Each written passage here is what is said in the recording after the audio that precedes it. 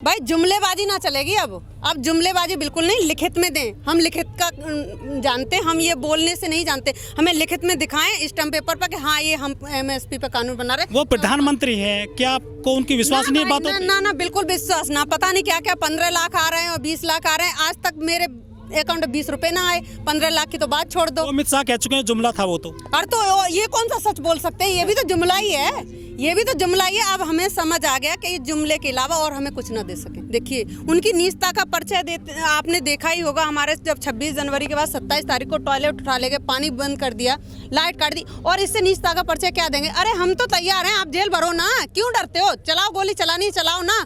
उस दिन भी टकैत हमारे जो, मैं तो उनको दूसरा बापू बोलती हूँ, क्योंकि जो हम उस बापू को तो नहीं देखे, मगर इस बापू को हम अपनी ज़मीनी हकीकत पर काम करते हुए और जो हमारे हक की लड़ाई है उसको लड़ने के हुए देखती हूँ। मैं इस बापू को सलाम करती हूँ कि मेरे साथ ये टिकैत बापू जैसे हैं, जो हम लोग जब हम क्यों डरें? सच की आवाज़ से तो हम डरते ही नहीं। मैं बहुत नज़दीकी से देखती हूँ, जब मोदी जी बोलते हैं ना तो मैं उनको जूम करके देखती हूँ। जो बीजेपी की सरकार, उनके चेहरों की हवाइयाँ उड़ी हैं, तो क्यों? हम लोग तो बैठे रहेंगे जब तक कि ये काले कानून वापस। लेकिन गर्मी का सीजन शुरू हो चुका है, गेहूं की फसल आ रही है, तो किसान अपना फसल काटेगा या आंदोलन में रहेगा? भाई आंदोलन में भी रहेंगे और अपनी फसल भी काटेंगे, क्योंकि इन लोगों के भरोसे तो रह नहीं सकते। 10 भाई हमारे यहाँ पर रहेंगे तो 10 भाई हमारे गांव में खेती काटेंगे। जब तक हमारा अनाज नहीं कंप्लीट हो जाता तब तक 10 लोग गांव जाएंगे। एक हमारा सर्कुलर बन चुका है, 10 लोग बॉर्डर पर हैं, 10 दिन वो रहेंगे, फिर 10 दिन वो वापस जाएंगे, तो 10 दिन फिर वहाँ से कंटिन्यू हो गए। आंदोलन खत्म नहीं होगा कि जब तक ये मांगे खत्म नहीं होती हैं।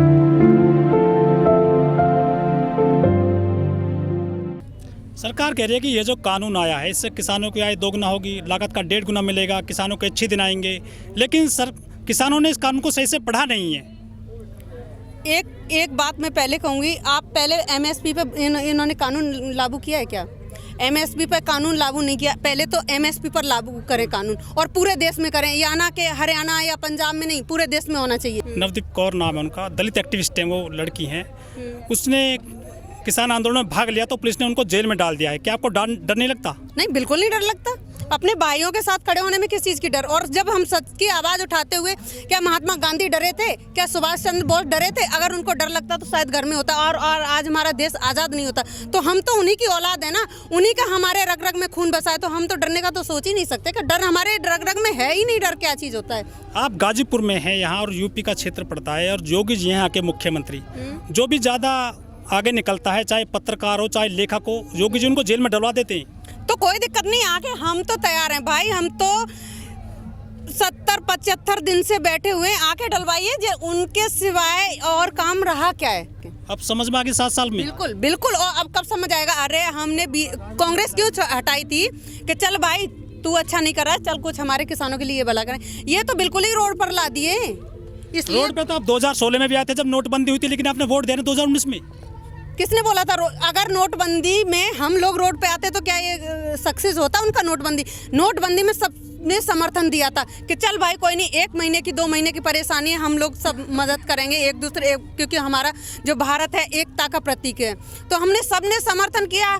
अब उसका वो नाजायज फायदा उठा लिया। और वो कैसे, मैं बताती हूँ आपको। कोरोना आया, पहले नोट बंद, फिर घर बंद, फिर उन्होंने क्या जुमलेबाजी की आपने भी देखा होगा। कोई ताली बजाओ, कोई घंटी बजाओ, कोई मोमबत्ती जलाओ। क्या पागल आगल समझ रखे? उन्होंने, पता है मैडम, देश की जनता उनको फॉलो करती है, वो ये चाहती भी है। देश की जनता, बता रही हूँ, वो उनके दिमाग में राजनीति चल रही। हम हैं सीधे साधे और भोले वाले लोग, तो लोगों ने डंका भी बजाया, लाठी वो तलवार भी चलाई, जो भी है, मोमबत्ती भी जलाई। उन्होंने ये सोचा कि भाई अब ये जनता मेरे कब्जे में आ गई है, अब ये 3 कानून लाद दो। तो भाई देर ना सही, देर में तो देर आए तो दुरुस्त तो आएंगे। तो अब हमें समझ आ गया कि इनकी जुमलेबाजी है। अब ये ना चलने वाली, अब ना चलेगी ना। लेकिन अमित शाह जी कहते हैं हम देश में 50 साल राज करेंगे। मुझे पता है कि मैं शाम को अपने घर जाऊंगी। क्या पता है मेरा एक्सीडेंट हो जाए? क्या उनको पता है कि 50 साल जिएंगे? क्या लिखित में मुझे दे सकते कि वो 50 साल जिएंगे? वो चुनाव से पहले कह देते कि हमारी इतनी सीटें आएंगी। अरे भाई मुझे मत समझाओ, मैं भी उनको अच्छे से जानती हूँ। ये मैनेजमेंट करते हैं, पूरे चुनाव में मैनेजमेंट होता है इनका। आपको नहीं मालूम? मुझे एक इनकी मैनेजमेंट होता है। और अगर इनको डर नहीं है तो बैलेट पेपर से कराएं चुनाव। इस बार बैलेट पेपर से करा दें तो इनकी सच्चाई हकीकत सामने आ जाएगी कि ये है क्या और कितना जनता इनको चाह रही है। उनको तो काफ़ी अच्छा वोट मिलता जा रहा है। अरे वोट में बोलती तो जा रही हूँ भाई, ईवीएम सिस्टम हटा दें, बैलेट पेपर पे चुनाव करा लें, पता चल जाएगा कितना जनता चाह रही है, कितना कौन चाह रहा है। सब दूध का दूध पानी का पानी हो जाएगा। जो मैनिफेस्टो लेकर आए थे 2014 में, उसने वो काम कर दिया, मंदिर बना रहे हैं। और क्या चाहिए जनता को? मैनिफेस्टो में सिर्फ मंदिर ही होता है, पेट कहाँ ले जाएंगे? पेट कहाँ ले जाएंगे? मंदिर से तुम्हारा पेट भर जाएगा। वो सिर्फ जो चंद लोग हैं ना 5%, वो क्या कहते हैं, योगी जी, मैं आपका उदाहरण देती हूँ यूपी का। योगी जी अगर योगी जी हैं तो उनको सत्ता में आने की क्या जरूरत है? योगी जी हैं तो योगी तो भाई उसको 2 वक्त का रोटा कहीं ना कहीं मिल ही जाएगा। तो तुम सत्ता में क्यों आए? तुम्हें तो रोड पर रहना था। सारे बाबा तो चले गए संसद में। तो संसद, तभी तो इनकी बिल्कुल मति भ्रष्ट हो गई है। जो माओवादी होते हैं ना, इनकी मति भ्रष्ट हो गई है। जब तक हमारा किसान भाई कोई ना जाएगा तब तक ये ना सुनने वाले। और किसान भाई अब तो तय है कि अब हमारा किसान जाएगा संसद में और तब आएंगे ये मंदिर में। इनकी जगह मंदिर में है। आपके नेता हैं, आपके नेता रहे किसान अजीत सिंह जी, आप तो उनको वोट देते नहीं। आप उन बाप बेटे को आपने घर में बैठा दिया।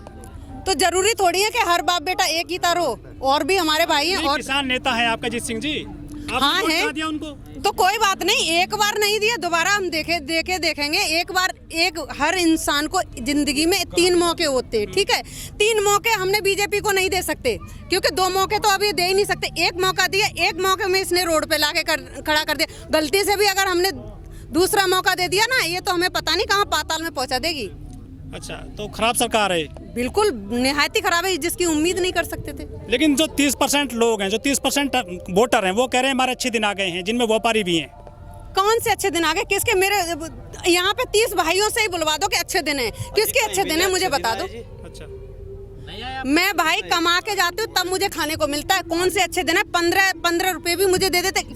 किसके? अभी जो कोरोना काल में 10% उन्होंने अनाज बढ़ाया था, कितने घर में आया? ज़्यादा से ज़्यादा 25% लोग जो बेरोजगार, जो गरीब जनसंख्या है, उनके घर में अनाज आया। 90% जाता है जो हमारा सरकारी जो कर्मचारी हैं उनके घर में। कहाँ से देश मजबूत है भाई? मैम, भारत और की वार्ता हो चुकी है सरकार और किसानों के बीच में। सरकार ने बिल्कुल क्लियर कट बोल दिया कि हम जो कानून है वापस नहीं लेंगे बिल्कुल भी। क्यों नहीं लेंगे वापस? कोई बात नहीं, हम तो बैठे हैं ना। तो उन्हें पेट में दर्द क्यों है? आपने एक बार उनके चेहरे पे माइक लगा के देखा है कि उनकी हवाइयाँ क्यों उड़ी हुई हैं? अगर उनको इतना दिक्कत हो रहा है तो उनके चेहरे की हवाइयाँ क्यों उड़ी हुई हैं?